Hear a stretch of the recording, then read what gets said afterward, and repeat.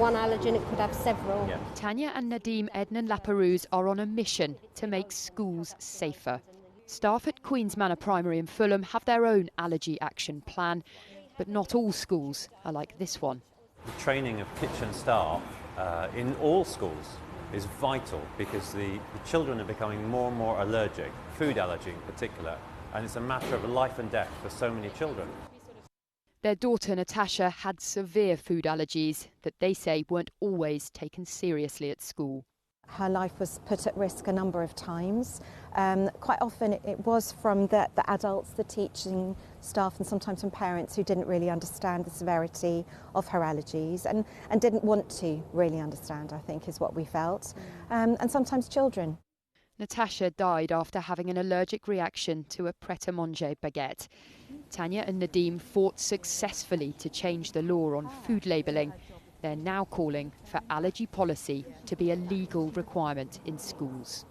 We've heard from so many families who literally fear for their children every single day that they go to school. You know, schools have to deal with so many different policies and they have to work it out themselves, and that's actually really, really stressful. They need to have a gold standard to follow so that they know they're doing the right thing in safeguarding their children. Figures they've obtained from NHS Digital show that the number of children below 10 being treated for food allergies in hospital has tripled in the past 5 years, while the number of 11 to 18-year-olds receiving treatment has more than doubled. So do you understand about allergies? Tanya and Nadim want training not just for staff, but also lessons for children. Would you like to learn more about allergies? Yes. Why is that? Because if one of my friends or a member of family have an allergic reaction, I can help them out. Would you know what to do now if that happened? Probably not, because we haven't had any education on allergies in our class.